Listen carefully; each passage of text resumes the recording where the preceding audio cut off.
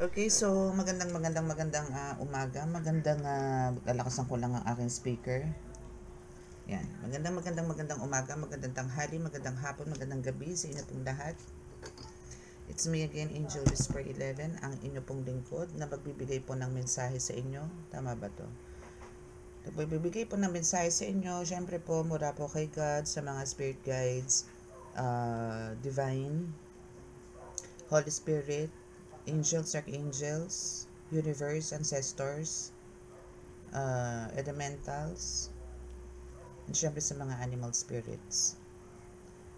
Nais ko po muna magpasalamat sa lahat po ng mga patuloy po na sumusubaybay ng ating YouTube channel and sa mga nag-follow po sa ating new social media account which is in TikTok. Maraming salamat po. It's at angel.whisper11. Yun po yung account natin sa TikTok. Okay, so maraming salamat po. And again, and yung ano po natin, Angel Whisper 11 po natin na FB accounts, ano pa rin po yan. Pero bihira rin po ako mag-update. But now, kailangan ko na po tutukan. Kailangan ko na po tumutok. Okay, so cleanse po muna tayo. Cleanse muna natin ang ating mga cards. Okay, and syempre sa inyo din. Yan, so langhapin po ninyo ang ating incense. Okay. So, ayun. So, again, tayo po ay, ako po si Angel Whisper 11. Ako po is a tarot reader, spiritual tarot reader. At,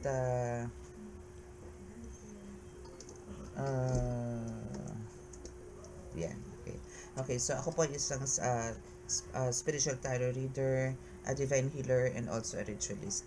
Okay? So again, i-remind ko ulit, araw-araw ko na po ito sasabihin sa inyo na every time po nagaganto ako nag-upload or magre-reading, na tayo po is Monday to Thursday lang po ang ating reading and healing.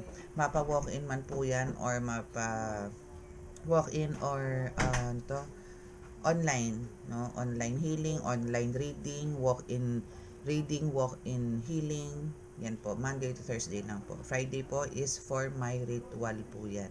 Ritual day ko po yan. So please, hoping po naiintindihan nyo ako. Kasi po ang ritual naman po is hindi po yan pares ng tawas lang.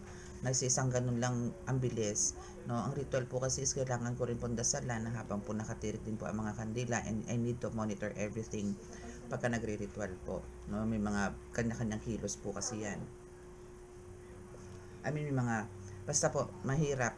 Hindi po sa mahirap, pero kailangan ko po mag-focus.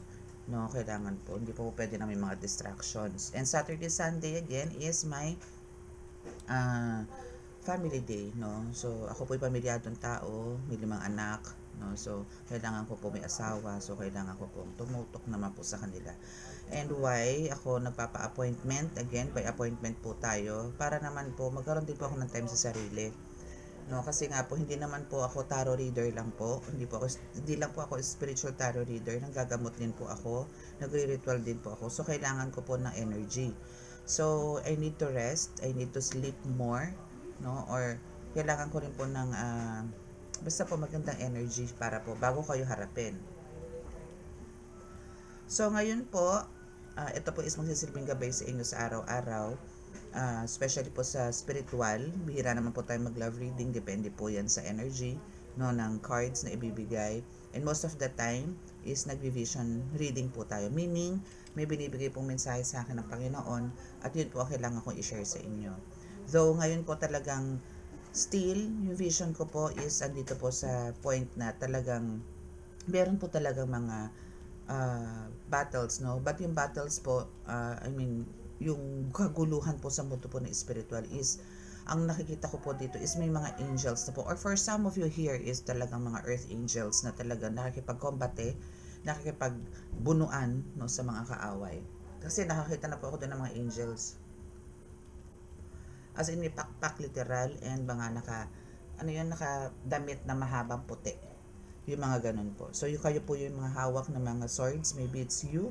No, and again, this is timeless reading po. No, this is a timeless reading, meaning kung ano po, kung araw na to is matapat sa inyo to, itong reading na to, itong caption na to, itong title na to is matapat sa inyo po. At ito po kahit 2 taon na po nakakaraan, 3 taon na po nakakaraan, meaning po it's for you. Okay?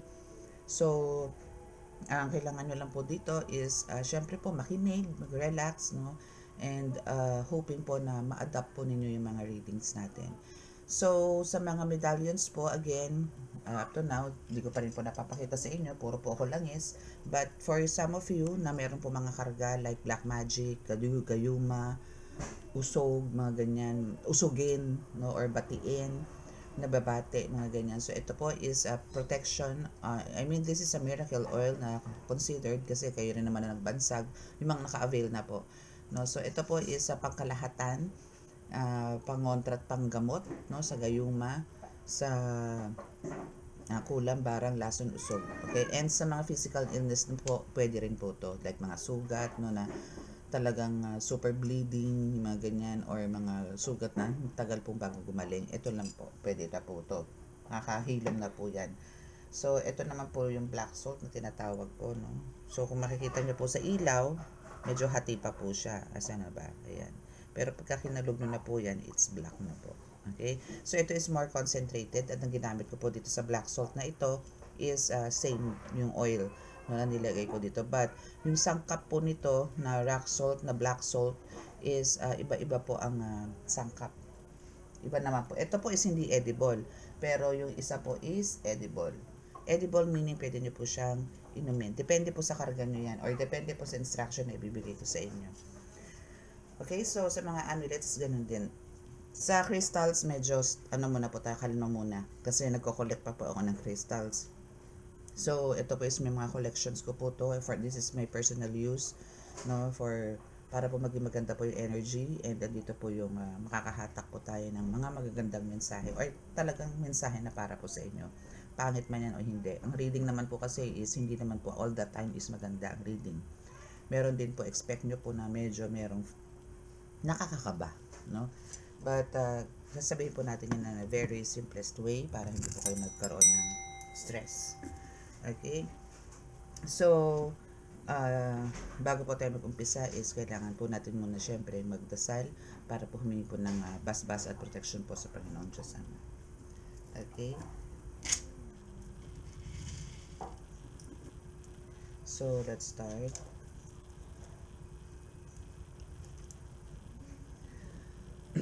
Sa ngalan ng Diyos Amang Katasaasan at mahal na Heso Kristo, mahal na Birheng Maria, mahal na Santo Niño at mga bathala sa langit, kami po ay narito sa inyong harapan, humihingi po sa inyo ng basbas na kami po inyong bigyan po lagi ng kaligtasan, ilayo po sa anong kapahamakan, disgrasya sa kuna, at anumang klase ng karamdaman at tukso. Kami po inyong bigyan lagi ng kagalingan sa anumang klase ng karamdaman, at naway maitawid namin po ang araw na ito na punong-puno po ng napakalakas po ninyong proteksyon, kaligtasan. Maraming salamat po. Amen.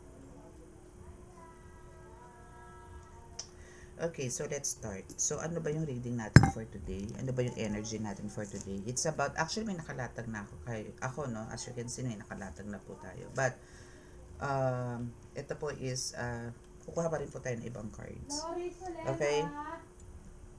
Ay, naku po. Okay, so, if ever po na kayo po may marinig na some unwanted noise, again, ako na po humingi ng pasensya kasi po maaga po tayo ngayon nag-reading. It's only 12:30 in the afternoon. Okay, so now is sa energy po na nakuha ko dito is about somebody sa inyo, no, kung mga collectives na parang meron po kayong mga plans to travel because of parang gusto nyong magpagamot, no.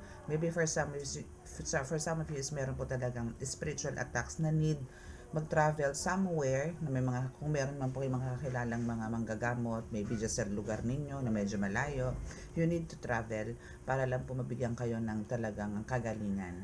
Ang online po kasi, yes, nakakagaling po yan. Online healing, nakakagaling. But it depends din po kasi, minsan po, hindi po, alam niyo po yung may humaharang, no, may naharang po na energy. Ibig sabihin, kinokontra po yan ng mga gumagambala po sa inyo, no. So better po talaga na face to face po talaga ang gamutan. And for some of you here is andito po yung parang nakakaramdam po kayo or parang pakaramdam niyo po dito sa first card niyo is ang misfortune, or maybe you are considering this as one or parang part of your trial, no, na need to overcome, no. And ang kailangan niyo po talaga dito is to fix it, no, kasi this is a broken vase. Na ang broken vase kasi for us, no, as a Filipino tradition, no, or beliefs is pag kami mga broken pieces po tayo is kailangan na pong itapon, no need to parang alam niyo i-fix pa. But for you is kailangan niyo po itong i-fix, no. Ito is physically and spiritually kailangan, kasi andito yung pakiramdam mo dito is andito ka sa point na parang lots of disappointments, no. Though hindi ka naman dito nagkakaroon ng accidents, no, but somebody wants to destroy you, somebody wants to hurt you, no, or to give you some serious physical illness, no. Ganun na nangyayari sa'yo. That's why sa last card dito, sa card mo na ito here, is andito yung talagang you need to sakay some plane or maybe to travel, no, para po ma-fix yung karamdaman po ninyo.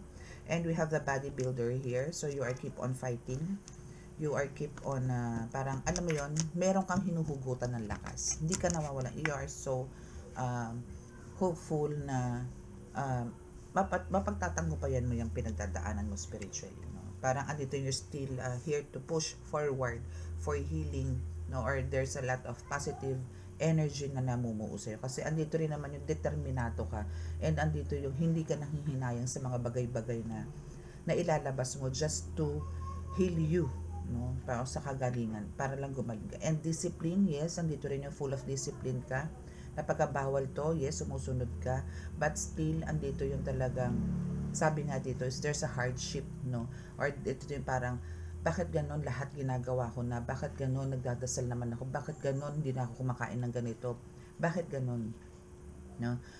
Continue mo lang yan, no, kung yan yung advice sa'yo ng some of the parang family members or maybe your healer or your doctor, no, tuloy mo lang. But for your case, it's not for the doctor, no, hindi siya for medical ano mo yun, healing, hindi. It's parang kailangan mong magpahawak po sa mga healers. Okay? And dito na sa bodybuilders na to, is sinasabi rin po ito na parang this is part of your parang self-improvement, no, na kailangan mo pang i-enhance or parang kailangan mo pang itaas, iangat, i-level up yung pananalig mo sa Panginoon para lalo kang magkaroon ng, kasi still parang may doubts, may fears ka, but you still keep on saying na hindi, lumalaban ako. Pero may fears ka.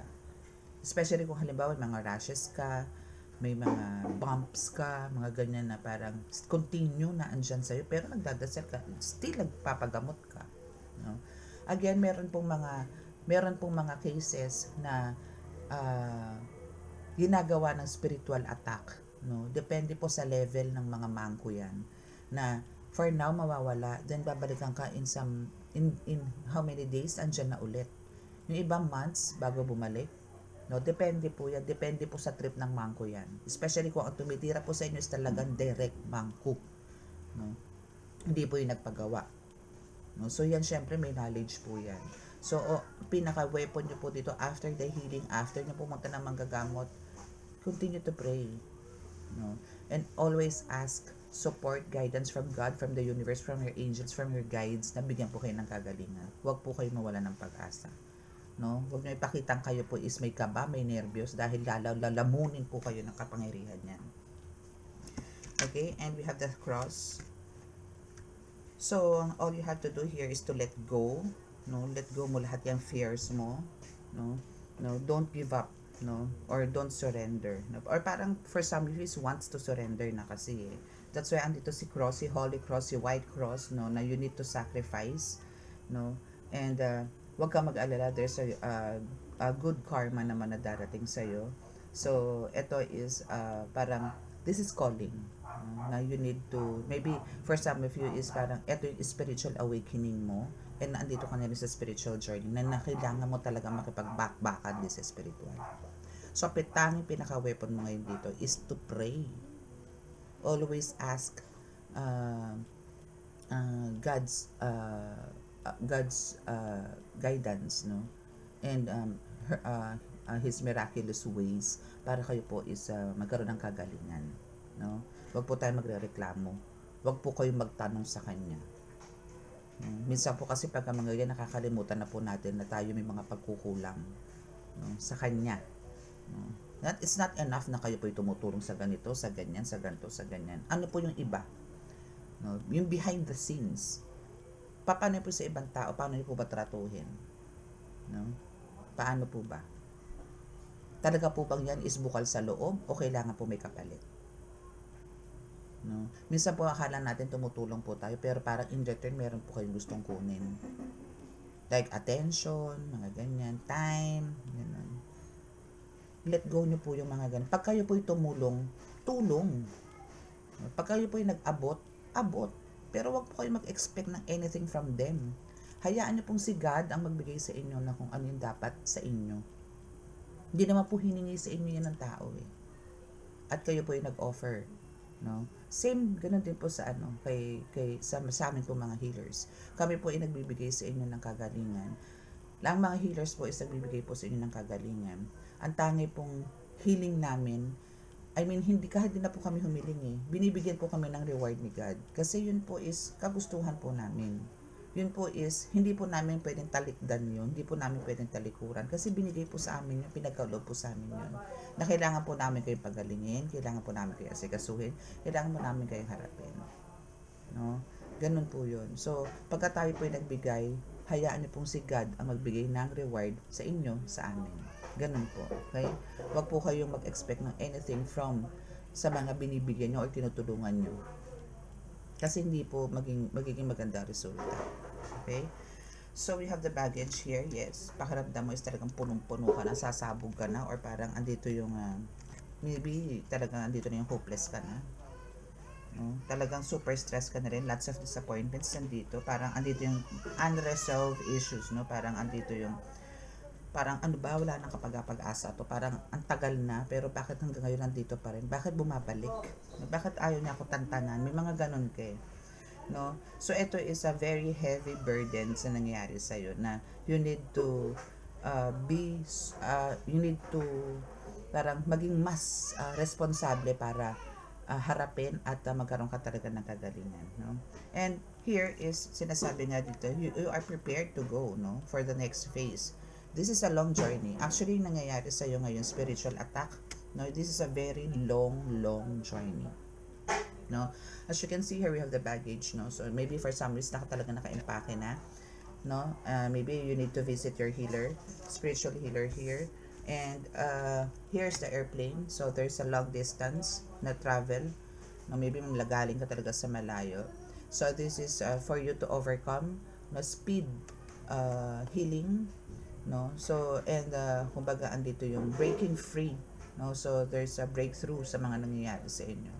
Okay, so for some of you na kung meron po kayong mga plans to visit your healers or to visit some places na dito sa Pilipinas or sa mga lugar kayo pumunta, Thailand, Brunei, kung ano man yan, Japan, ganyan, ito po yung maybe ito yung bulong sa inyo na kailangan nyo pumunta dyan kasi dito kayo magkakaroon ng kagalingan. No? So, follow your intuition as well. So, now, ang mangyayari po sa inyo, dito po sa second deck, no? Wait lang po, Okay, so, let's start again. Hindi ko pala napindot, kuda ako ng kuda. Okay, so, we have the Six of Cups here. So, this is, again, this is the parang confirmation, no, na talagang kayo is mag-meet or i-welcome ka nitong healer na to or ng friend mo or relatives mo to support you and to give you this para ma-overcome mo no, lahat yung mga fears mo, doubts mo, and syempre yung mga pains, if ever na may mga pains, no, so eto na siya, no. So this is, alam niyo yun, this is para lang po to sa mga very specific person, no. Hindi po makaka-resonate ang lahat. Very specific to kasi there's a travel. So meaning you are from other countries or maybe you are from here, from the Philippines, then meron kayong kakilala somewhere, Thailand, yung mga healers na yan, India, Hawaii, no? So pwedeng kayo din po mag-travel. Pwede pong ganun, ano. But as I can see here, no, is talagang you need to travel, and ito po sila nagsalubong sa inyo. And dito is magkakaroon. Alam niyo, magkita lang kayo, magaling ka na eh. Pagka nagkita kayo nito, magkakaroon ka na ng kagalingan. Kasi iba po yung energy nito sasalubong sa inyo. No? Na parang andito yung full of hope na yung kagad yung makukuha nyo, yung kagad yung i-claim nyo na maggagaling na ako, magaling na ako. No? Yung kagad pong i-claim ninyo. Okay? And 3 of coins here, no? Since andito po yung mga pentagrams, tetragrammaton. So, andito po yung talagang i-heal po kayo, no? Nang hindi lang po isang beses, maybe 3 times, no? Kasi I can see here, tatlong tetragrammaton yan. So, God will heal you. God will heal you. Okay? So, after that healing, no? So, andito na ngayon pumapasok si King of Cups na magkakaroon na po kayo syempre ng alam niyo po yun yung celebration, not totally celebration, but andito na yung makakaramdam na kayo ng wala na, magaling na ako, okay na ako, magkakaroon ka na ng peace of mind. So yung mga, pero no, kung meron po ang pinagbawal sa inyo yung mga healers na yan before, kung halimbawa nagagamutan kayo online, and meron pong talagang binitis yun, huwag nyo nang gawin yan. Better po na huwag nyo nang gawin. Huwag nyo nang ibalik yung dating mga bisyo, dating kinakain, mga ganon, ano. Especially po kung kayo po yung mga edad na, no? Mga bata-bata pa, okay, sige, hataw. Pero pag kami mga elders na po tayo, kung nasimulan nyo na naman po magbago, dire-diretso nyo na po, no? So, as I can see her, before is di ka na rin, maybe po for some of us, pinag-stop mag-smoke, kasi as I can see her is, andito yung, nagsismoke ka ulit. May lake horse, but I know, this is hindi naman to lasingan blues, kasi parang andito yung nagre-relax ka lang. So, you are more relaxed, no? After this. After nitong magkaroon kayo ng healing session. No? And dahil dyan sa kagalakan mo, kasiyahan mo, katuwa, sobrang tuwa, na-overwhelmed ka, isang dito ngayon you're asking for a date for this person, for this healer, no, na nagbigay sa'yo ng kagalingan. And you are showing some gift, flowers for her, for him. And drinks also. No? So this is calls for a celebration dahil andito yung nabigyan kanya ng comfort na hindi siya nagkamali ng paglapit sa'yo. No? Actually, ito po, no, dahil po dito sa ginawa mong tong sacrifice, no, this is a sacrifice kasi especially po kung kayo po yung may mga kanya-kanyang trabaho, then magta-travel kayo just to see this person para po magkaroon kayo ng kagalingan. Sacrifice po yan. So, God heals you because of, andito yung, ang taas ng faith mo, hindi lang dito sa taong to, kundi kay God. Kasi alam mong itong taong tong nalapitan mo is sugo, no, ng Panginoong Diyos Ama. No, na siya'y pinagkatiwalaan ng Diyos Ama ng bigyan ng kakayanan at kapangyarihan para makapagpagaling ng tao, para pagalingin ka. Okay? So, doon pa lang, ano ka na, 10 points ka na doon. Okay? And now, isa dito ang strength card. So, meaning dito sa strength card, no, is, ito is, ano, no, resonated, ang makaka-resonate talaga dito, no. Especially, kahit po meron kayong mga small tattoos, mga minimalist, no, this is for you. Na mas magiging magkaroon ka ng lakas ngayon. And maybe, as I can see here, meron kayong parang maliit na papel na may mga sulat. Maybe this is, eto yung magbibigay ng lakas sa inyo. Ano ba to? Ano ba ang possible na to na magbibigay sa inyo ng strength and power? Possible that this is the prayers. No? Mapa-English yan, Tagalog yan, no? Ano man yan, or Latin, no? Especially Latin. No? Eto yung magbibigay sa iyo ng strength and magiging asa, ano ka, yung strength mo is parang tigre or leon, no? Ganun yung magiging strength mo. Mas palaban ka ngayon. No? So, ito is, maybe pupunta kayo sa mga healers, no? For some of you, bibigyan kayo ng some lihim na karunungan for your protection. No? May mga ganun pong healers eh, mga nagbibigay po ng Latin prayers pagka talagang matindi po ang kalaban. No? Okay? Okay, so let's see kung ano pa. Dito is kukuha lang po tayo ng tatlong cards, no, para mas specific po ang message. So this is para pahabol lang po natin. A bonus card. So what do you need to expect pa more, no? Kung halimbawa nasa lugar ka na nitong taong to. I mean yung pinagkagamutan mo.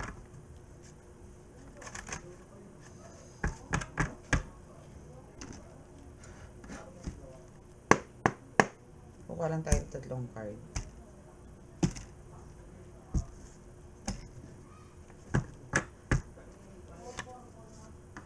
Okay, so tapos na ang paghihirap mo. Okay. Praise God. Tapos na ang paghihirap mo, graduate ka na. 'Di ba? Amen.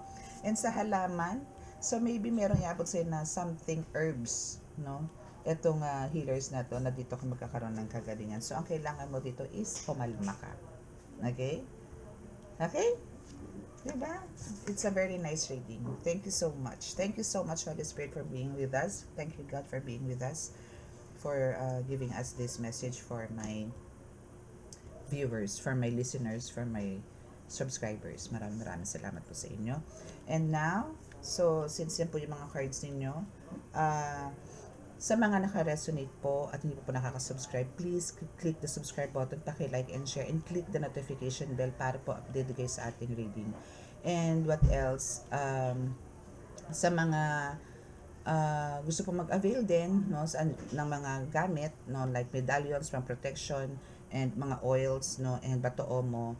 Yun lang po kasi kinicarry ko na mutya for now, no, ang bato omo. So, andyan na po sa description box yan. Again, chat po tayo, wag pong call. Okay? So, maraming salamat po sa inyo. And now, is healing na po tayo. Okay? So, again, dahil pumaaga ngayon, please, medyo hingi na po ako ng pasensya sa inyo for the unwanted noise. Okay?